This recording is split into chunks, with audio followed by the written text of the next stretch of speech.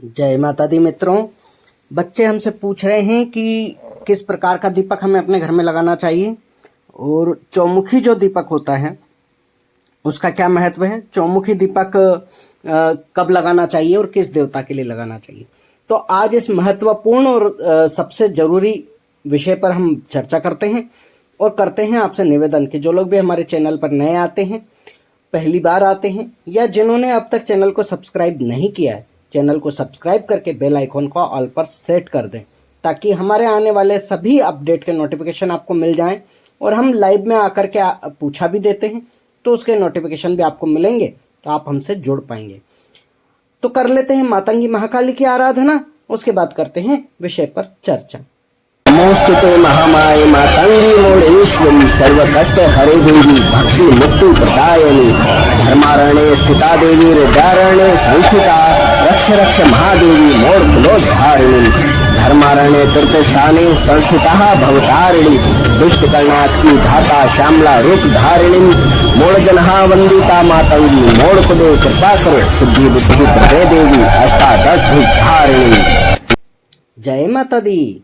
तो जैसा कि हमने कहा कि बच्चे दीपक के बारे में जानकारी लेना चाहते हैं, विशेष करके चौमुखी दीपक के बारे में। देखिए, दीपक का अर्थ होता है प्रकाश देने वाला यंत्र, अर्थात जिस वस्तु से हमें प्रकाश मिले। दीपक को बहुत विशेष चीज भी कहा गया है, ये घर का चिराग भी कहा गया है। घर का चिराग अर्थात जो हमारे घर का दीपक हो, कुल दीपक भी यानी कि संतान भी हमारे घर का चिराग या हमारे घर का कुल दीपक होती। उसी तरह से यह दीपक जो है ये भी हमारे घर का चिराग या घर का कुल दीपक होता है, अर्थात ये प्राण के समान माना गया है। प्राण को भी दीपक की ज्योति की संज्ञा दी गई है, तो इसीलिए दीपक का लगाना अर्थात हमारे प्राणों का हमारे घर के कुल दीपक का जगमगाना एक समान माना गया है। दूसरी बात देखा जाए जो कि भौतिक संसार के हिसाब से सही भी है कि जहाँ दीपक जलाया जाता है वहाँ अंधकार नहीं होता। पहले लाइट नहीं थी, लाइट थी तो दीपक की। तो संध्या समय सभी लोग अपने घर के कामकाज निपटाने के लिए अंधेरे कोठरियों में उजाले के लिए दीपक लगाया करते थे और इसी प्राण ज्योति को ईश्वर का आधार मान के, ईश्वर की इसमें तत्व जान करके, ईश्वर की ज्योति स्वरूप इसको प्रज्वलित करते थे पूजा के समय भी और अपने सामने उसको रखते थे। तो इस प्रकार दीपक का महत्व बहुत अधिक बढ़ जाता है।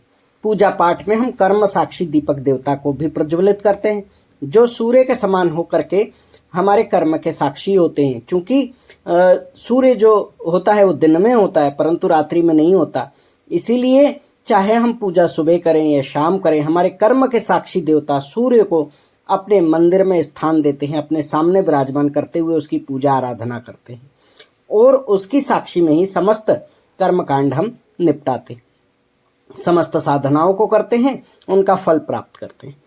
तो अब बात आती है चौमुखी दीपक की। तो देखिए, जो चौमुखी दीपक होता है उसका अर्थ होता है दिशाएं। चौमुखी दीपक में प्रत्यक्ष रूप से हमें 4 दिशाएं दिखती हैं, पूर्व पश्चिम उत्तर दक्षिण, लेकिन इसमें और 4 दिशाएं भी समाहित होती हैं। ईशान, नैऋत्य, वायव्य, आग्नेय 4 कोण ये होते हैं, यानी 4 दिशाएं ये होती हैं। एक आकाश और एक भूमि, इस प्रकार से 10 दिशाएं होती हैं और ये चौमुखा दीपक इन्हीं 10 दिशाओं को अपने आप में समाहित करता है। और जब हम इसको प्रकाशमान करते हैं तो कहा जाता है 10 दिशाओं में ये प्रकाशित हो रहा है। इस दीपक को हम घी अथवा तेल से लगाते हैं। किन देवताओं के लिए चौमुखा दीपक लगाया जाता है और उसमें क्या ईंधन रखा जाए, अर्थात घी किस देवता को दिया जाता है और तेल किस देवता को दिया जाए, कैसे निर्धारण होगा, हम इसके बारे में अब चर्चा करते हैं। हनुमान जी भैरव जी के लिए आप चमेली का तेल ले सकते हैं, भैरव जी के लिए सरसों का तेल ले सकते हैं, महादेवी कालिका के लिए सरसों का तेल लिया जा सकता है, लेकिन भगवती दुर्गा के लिए आप सामान्य शुद्ध घी का दीपक लगा सकते हैं। और चौमुखा दीपक लगाने से 10 दिशाएं जैसे प्रकाशमान होती है, तो किसी भी देवता के लिए आप इसको लगा सकते हैं। ऐसा नहीं है कि नहीं लगाया जा सकता, कोई मनाही है, परंतु ये ध्यान रखें कि आप जब चौमुखा दीपक लगाने का नियम पालते हैं तो सदा ही आपको वो नियम पालने हैं। उग्र देवताओं के लिए सरसों का तेल, सौम्य देवताओं के लिए शुद्ध घी का दीपक, इस प्रकार से हमें देखना चाहिए।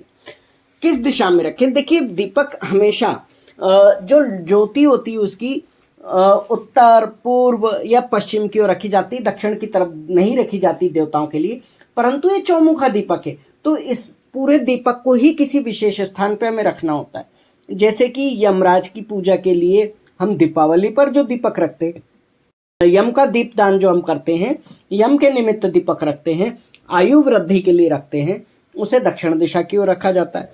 परंतु अन्य सभी दीपक जो हैं उत्तर पूर्व और पश्चिम दिशा में आप रख सकते हैं, विशेषकर पूर्व और उत्तर में ही रखना चाहिए। देखिए, जब कोई काम अटक जाते हैं, रुक जाते हैं, तो माना जाता है कि घर में किसी न किसी प्रकार की नेगेटिविटी का वास है, आपके पितृ नाराज होंगे या कोई नेगेटिव ऊर्जा घर में आ गई होगी। तो घर के बीच में जो स्थान खाली होता है वहां पर चौमुखी दीपक यदि प्रति संध्या को लगा दिया जाए तो घर की नेगेटिविटी नष्ट होती है।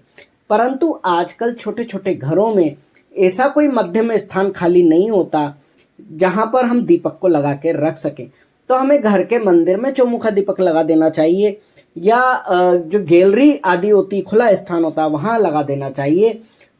हमारे आने जाने का जो मुख्य द्वार है वहां इसको लगा सकते हैं।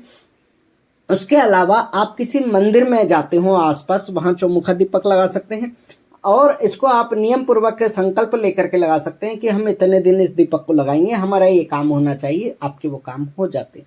लेकिन पूजा भक्ति की जहाँ बात करें, आप नित्य सेवा में जो दीपक लगा रहे हैं या अमावस, पूनम, अष्टमी, चौदस आदि तिथियों को लगा रहे हैं, किसी पर्व काल पे लगा रहे हैं, यानी कि आप नित्य उसको नहीं लगाते हैं लेकिन किसी विशेष आयोजन पे आप लगाते हैं, तो भी वह आपको फल देता है।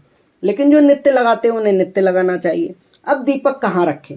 यदि आपने घर के मंदिर में रखा है तो आपको घी का दीपक अपने उल्टे हाथ की तरफ रखना है और तेल का दीपक अपने सीधे हाथ की तरफ रखना है, क्योंकि कहा जाता है विग्रह के सीधे हाथ की तरफ वो घी पड़ेगा और विग्रह के उल्टे हाथ की तरफ वो तेल पड़ेगा। तो आप समझ गए कि आप या तो विग्रह से देख रहे हैं तो विग्रह के सीधे हाथ की तरफ घी हो, और आप अपने हाथ से देख रहे हैं तो आपके उल्टे हाथ की तरफ घी का दीपक हो। तो इस प्रकार से दियों की व्यवस्था की जाती है। जब कोई आप शक्तियों की आराधना या साधना करते हैं तो आप मन में संशय न रखें, आप घी और तेल दोनों का दीपक लगा सकते हैं। शुद्ध घी का दीपक आप अपने उल्टे हाथ की तरफ रखें और सरसों का तेल या तिल का तेल जो भी आप दीपक लगा रहे हैं वो आप अपने सीधे हाथ की तरफ रखें। कर्म साक्षी दीपक आप मध्य में रख सकते हैं या अपने सीधे हाथ की दिशा में रख सकते हैं। तो इस प्रकार से दीपक रखे जाते हैं।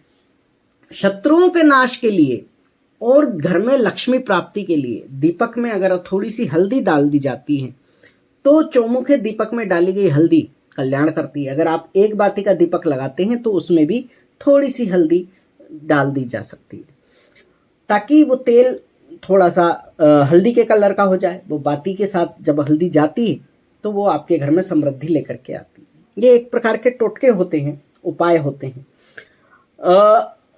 यदि आपके घर में नेगेटिविटी बार बार आती है तो उस दीपक में 2 लौंग यानी कि 1 लौंग का जोड़ा आप नित्य डाल देते हैं तो भी आपकी नेगेटिविटी घर की दूर होती है और बाद में उस लौंग को आप विसर्जन कर सकते हैं। और यदि उसमें जल जाती है तो कोई बुरी बात नहीं है। इसी तरह से अगर आपके घर में बार बार किसी को नजर दोष होता है तो पीली सरसों अगर आप थोड़े से 2-4 दाने डाल देते हैं इस चौमुखे दीपक में तो उन चीज़ों में काफ़ी आराम मिलता है, सहायता मिलती है।